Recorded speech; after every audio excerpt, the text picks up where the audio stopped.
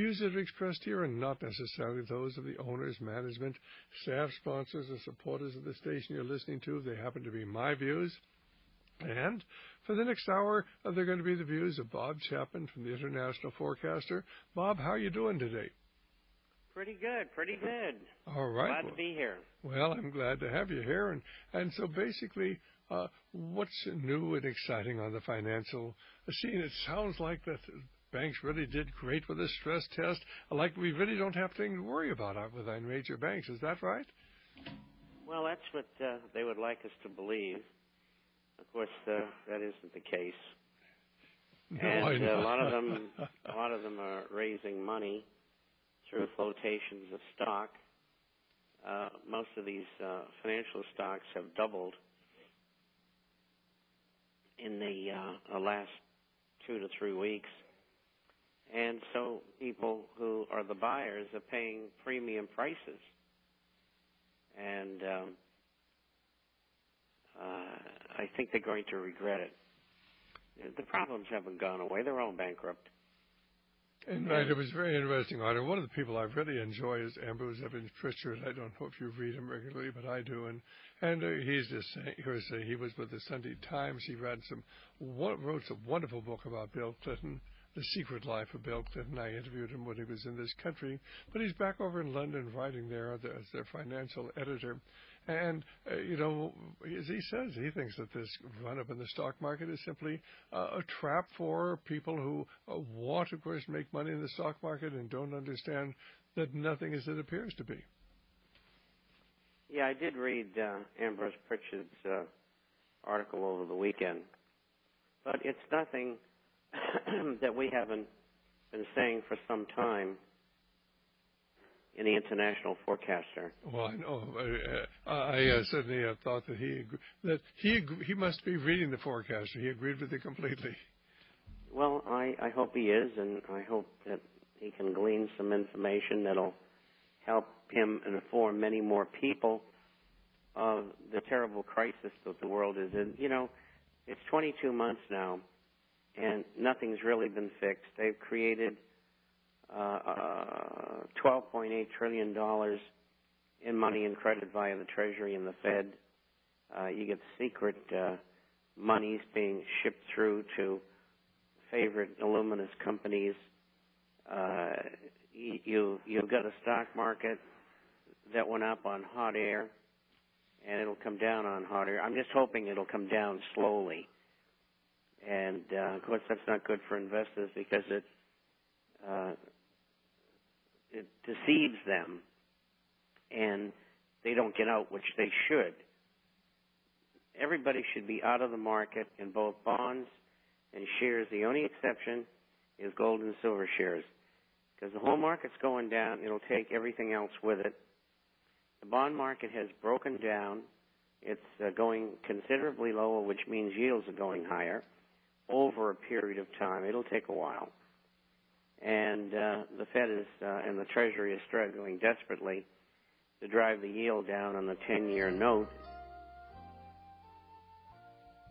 Well, what I'm really worried about is that an awful lot of the people who bought corporate bonds are going to get fleeced, like the people, of course, who were in General Motors and Chrysler, and of course their holdings are just becoming relatively worthless. But I would think that a lot of the other major corporations are in trouble as well. What are your thoughts on that? Well, I would. Why don't you hold that thought? We'll be back in just a Sure. moment with Bob Chapman right here at the Radio Liberty.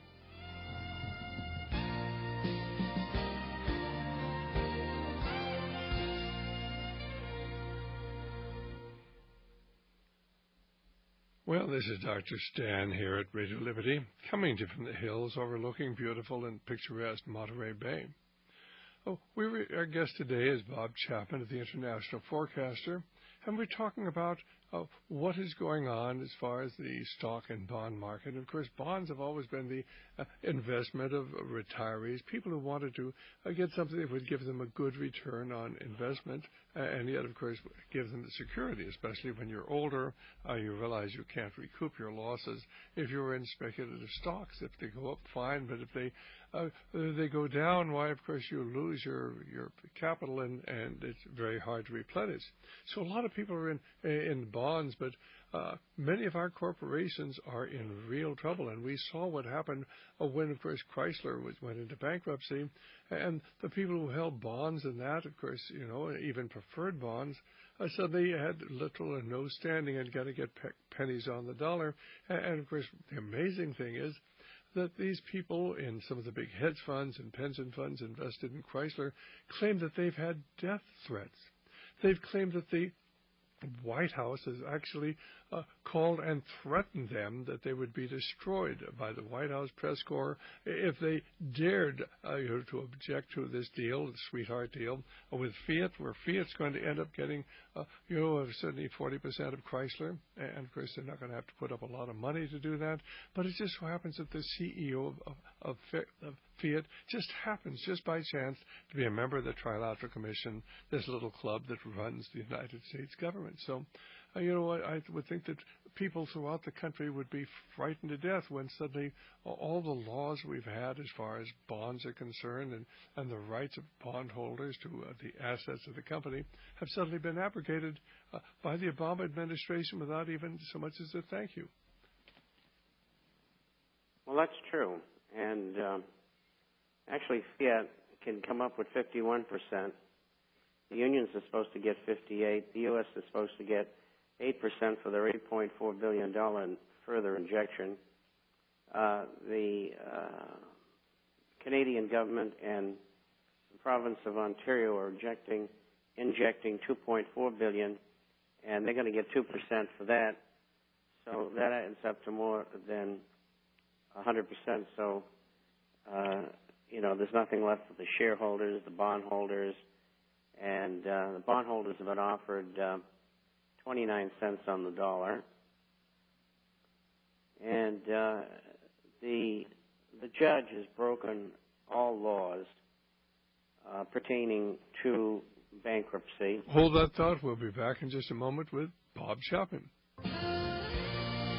Well, this is Dr. Stan, and our guest is Bob Chapman. He's just pointing out that in the Chrysler bankruptcy, the judge has violated all of the laws. There are certain laws that deal with bankruptcy. Corporation goes into bankruptcy. You have a hierarchy of claims. You have the superior claims. You have the secured claims. You have the junior claims. They only get money if something's left. But the people with the junior claims, which is the union, are going to get 55% of the company, or maybe more than that. But the bondholders have been actually threatened. Their lives have been threatened, to keep them from going ahead and objecting to what's going on. And they've been threatened, and they claim they've been called by the White House and told that they would have their reputations and their companies destroyed if they did not go along and take the 29%.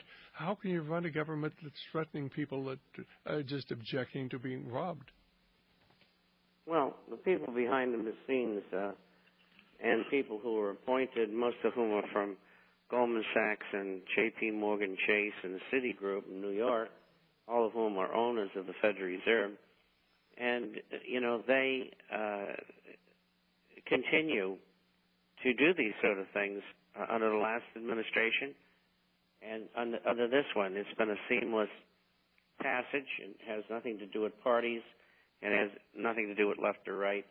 It only has something to do with the people who control everything from behind the scenes.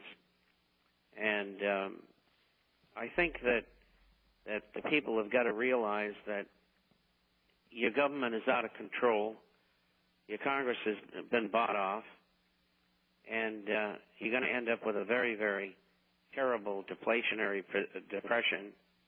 Your country's going to be in chaos because it's so hard to be able to affect any legislation of any worth.